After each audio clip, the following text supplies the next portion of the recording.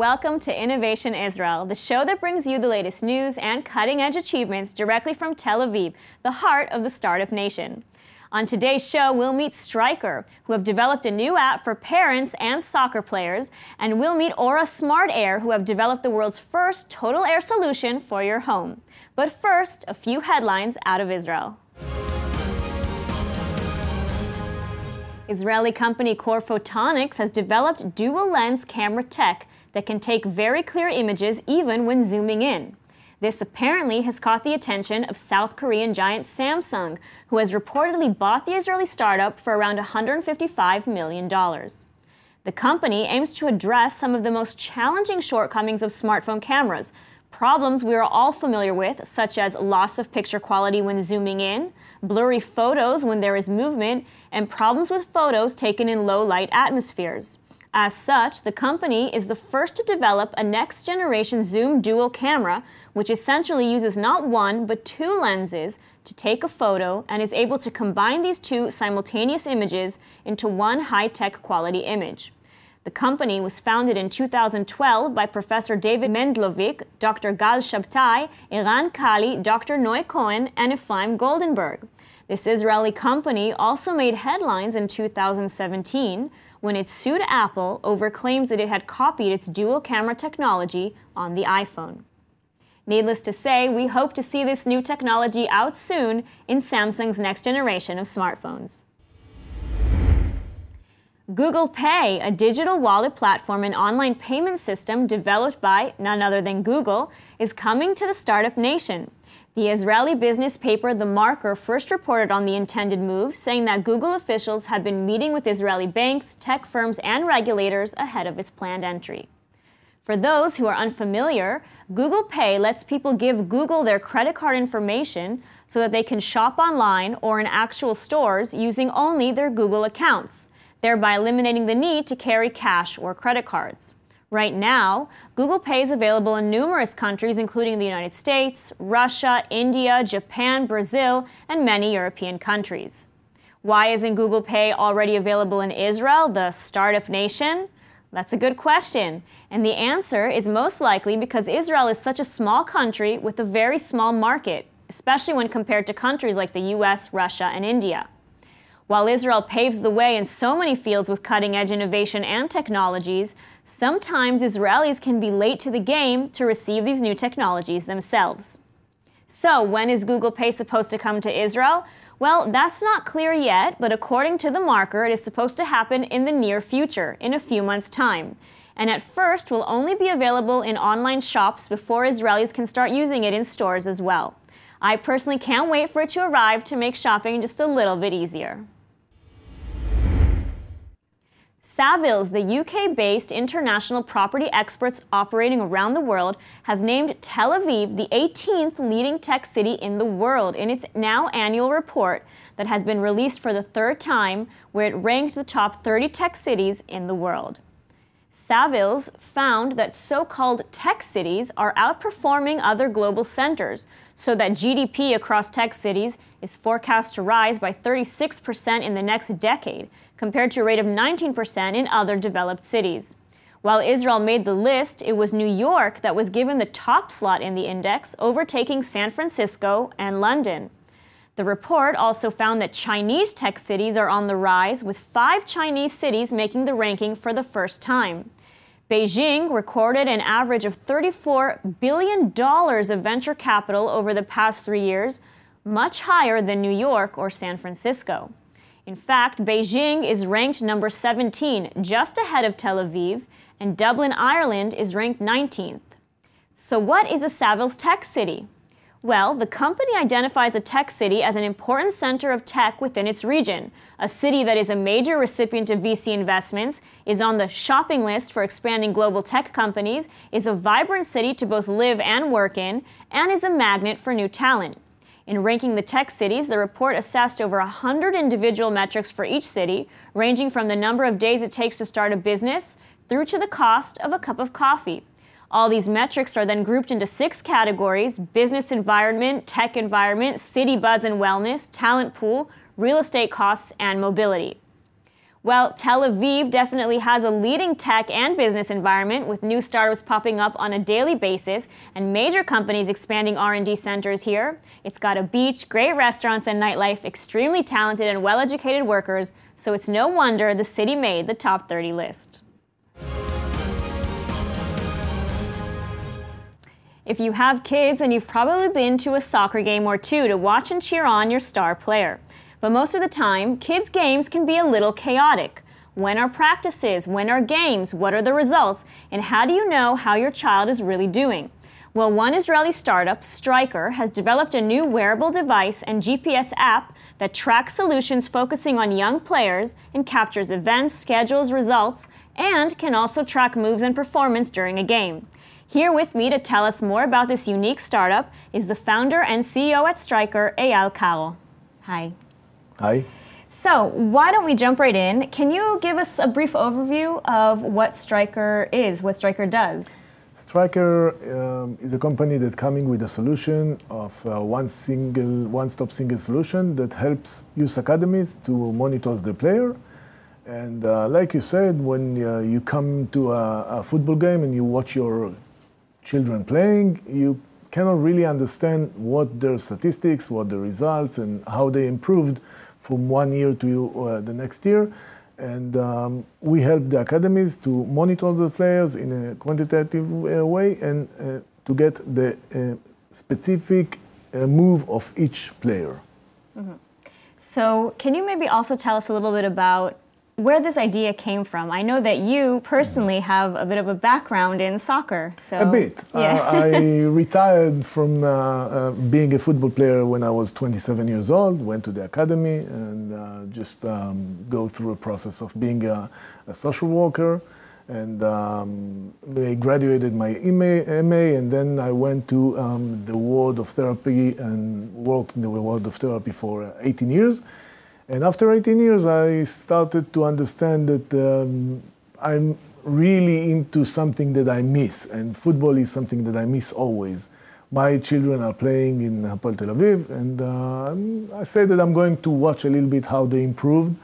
I went there, I took a break from being a psychotherapist, and I just went to watch a little bit the way they play.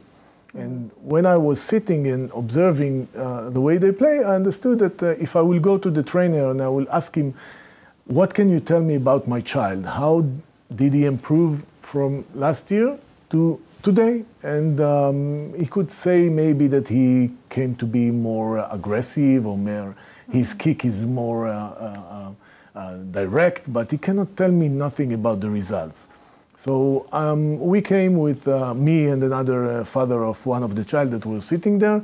We came with a solution and we started to think about what will be helpful for the clubs or for the academies to monitor the players.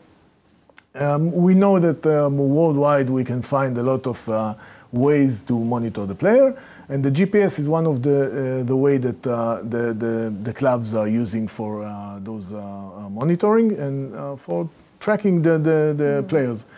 So we created a GPS tracker and an application and a platform that will be helpful for the academies to control and to observe each player in the team and each team and to compare between them. So we created this platform with three ways of understanding and learning about the children. Say that it not only for the children, but we start with children and we look forward to go to a different level of players. So monitoring the players means that we help them to get a device so that they can wear with them while they are playing. And the results go directly to an application that can help them to follow their results. Okay, so let's say my son plays soccer.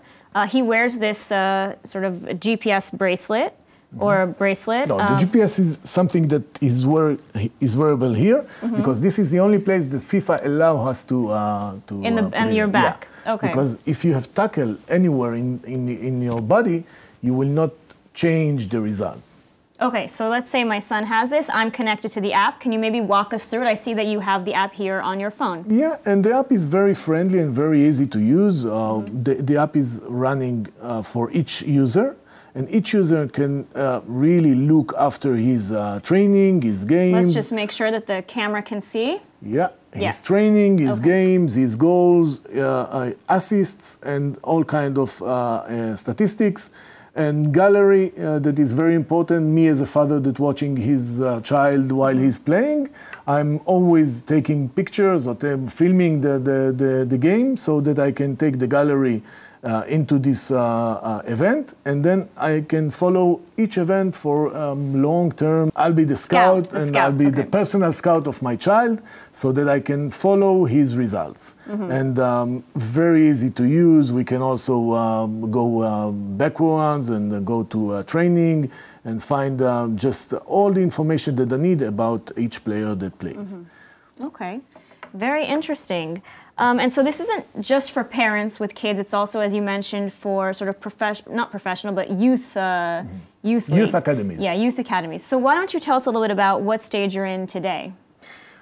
We are starting to take it step by step to the first pilot that we are going to do in a while with Maccabi Haifa, and we signed with Maccabi Haifa and Hype Innovation. A contract that help us to start our pilots, and up until the next year, we probably will be there with all the device, and hopefully we'll go to market in the next year. And after that, you hope to expand worldwide. I mean, something like overseas. 300 million soccer players around the world, or soccer fans around the world. So you definitely have where to take this. My dream is that each player around the world will be with Stryker on him, and everybody will be in the competitive network, which is something that is very important for us to bring to the market. Competitive network is not a social network, it's a competitive network, as is somebody that is a user want to compare his results with another player that plays in a different team, but in the same age group, so that he can compare his results to the other player results. His peers, yeah. And this is something that we want that worldwide people.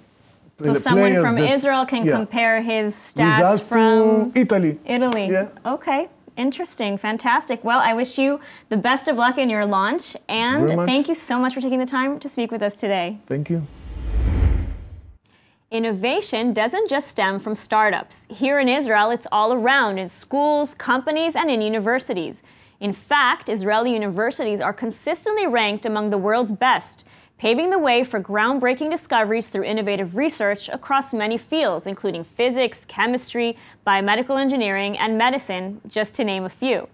And now, researchers at the Technion Israel Institute of Technology may have found a new way to make organ transplants more successful. Let's take a look.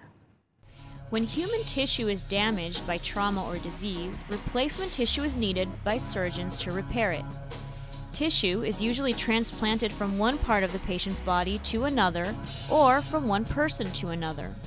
Transplanting tissue from the same patient can save lives, but it's a very complicated process. Harvesting tissue is painful and costly, and complications can arise like infections and blood clots within the tissue. Transplanting the tissue from another person is also complex, because the patient's immune system can reject the tissue, or the tissue can become infected and transport disease into the patient's body. Professor Shulamit Levenberg of the Biomedical Engineering Department at the Technion Israel Institute for Technology, together with her team, led by doctoral student Shachar Ben Shaul, are trying to address these issues through their research in the field of tissue engineering. Tissue engineering is a field where we grow 3D pieces of tissues in the lab, and we use them to repair or restore damaged tissues in the body. The idea is to take cells and grow them on scaffolds, 3D scaffold. It can be from natural material or from synthetic material like plastic that can be slowly degrade, and it's safe to the body. So the cell attached to the scaffold, they fill the pores of the scaffold, they grow, differentiate, and assemble into the tissue. Then we can use these pieces of tissue for implantation. Their findings were published in the prestigious Proceedings of the U.S. National Academy of Sciences, and show how to make a better blood vessel network they can connect to the host. The scientists were able to show that if they grow tissue in a lab and mature the tissue, as well as the vessel network, it will better connect to the host vasculature. This prevents blood clots, a common problem, and allows for blood to flow freely into the engineered vessels and feed the inner side of the implants. This leads to better implants that can be integrated into the patient's body after implantation. The team conducted its current study in mice, but hope to conduct additional preclinical studies so that this method can be implemented with humans.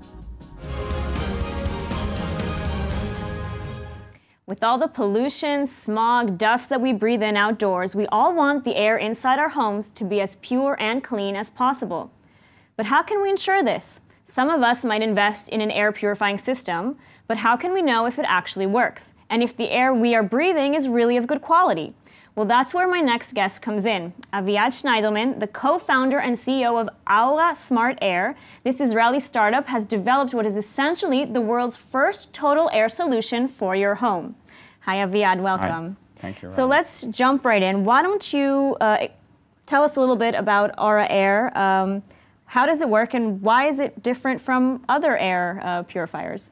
All right, great question. I think the most important part of Aura Air is actually understand what we breathe. And we need to consider an understanding about what we're breathing. And this is why we started to develop Aura. First of all, to measure everything inside, indoor and outdoor at the same time. And then, after understanding the problem very well, this is how we solve it. Mm-hmm. The product is a unique system. They know how to detect indoor and outdoor at the same time. Both indoor and outdoor air. At the same time, real-time monitoring, and then operate 4 stages of purification and sterilization of the air, not just particles, also viruses, bacteria, and fungus, and mold in your house. Mm-hmm. And the product can cover large spaces, very well designed, and of course you hang it on a wall or ceiling. So this is the product that we see here, and this would go up on either the ceiling or the wall of my home and basically tracks, measures, monitors the air, and also can provide me with warnings or sort of, why don't you tell us a little bit about that? Yeah, so the warnings you're getting from your app on mobile, and of course connected to the ladies, Siri, Alexa, and Google Home as well, that you can control it from there. And give you all the alerts, all the tips and insight, especially to you, custom to your parameters that you have if you suffer from allergies or different issues. So the product will know how to give you insights. There are customs to you, to your situation. Mm-hmm. Now, you mentioned 4 different things that this does that other air purifiers don't do. Can you tell us a little bit about those? Yeah. So first of all is detecting and analyzing indoor and outdoor large parameters. We also act as fire, smoke, carbon monoxide. We can predict a lot of scenarios ahead before. So we actually sense the entire room. We can sense and feel plastic melting in your wall, wood start to burn. So we will give you a heads up way before smoke is starting and fire. So you can actually sort of detect that there's going to be a fire even before it erupts, essentially. Exactly. And not only about fire, smoke, carbon monoxide, also about pollution. A lot of VOCs that you have in your house from formaldehyde, those gases released to the air when your house is warm. So we can connect to your thermostat, to the other IoTs that you have inside of your house, cool down a little bit the house, and then solve the problem. Or give you an insight and tell you it's a great outdoor, open the window, get fresh air in. And then the way of solving the problem is very smart, not only from the product, it's also naturally. Just open a window, there's great air quality outdoor, just get a fresh air inside. And it'll notify you of this. Yeah. And the second thing is, as I mentioned, it's the stages of purification and sterilization of the air. We're doing 4 stages, from a pre-filter through a UV LED that burn in bacteria, then to a filter that we developed called Ray filter, have ability to filter viruses, bacteria. We have a unique fabric inside of it, soaked with copper, They know how to clear all the viruses, bacteria. Which will prevent getting sick in the winter, flus, viruses, things like that. Yeah, exactly. And another stage is the stereonizer that we're using is a generator of positive and negative ions that actually, if there's something that didn't went through the product, those ions release to the air and go into the places that you have mold, if you have pollen over there, so they can actually burn those bacteria and viruses and kill that over there. Wow. Okay, and you've actually brought with you a video that shows and demonstrates sort of how this works. So let's take a look. You can see here the air quality outdoor, it's 73 AQI. You also can see the air quality indoor, that is 100%, 100 AQI inside of the chamber. As well, you can see all the parameters right now in the chamber. And we're gonna do a short testing and demonstration with a smoke detector tester. I'm gonna show you how aura detected very fast and cleaning very fast the chamber. So I'm just gonna put a little bit, and immediately the product seeing the difference, the AQI beating, and it will start operate by himself, clean the chamber very fast. And you can see, because the air quality outdoor is good, so Aura is working on full power, but give you an insight to open a window and get fresh air, because the outdoor right now is great. Okay, and I'm also curious, where did the idea come from to develop this? I know that you have sort of a family background in this, so why don't you tell us a little bit about that? Yeah, so my partner, that is also my brother, Eldar, we worked in our family business. My father have an AC company with my mother as well, working over there. And we spent a lot of vacations and a lot of time in his company working. And we are realized and believed that breathing shouldn't require a second thought. We saw all the AC systems, how they works, how dirty they are. And we said we must to find a way how we can solve the problem.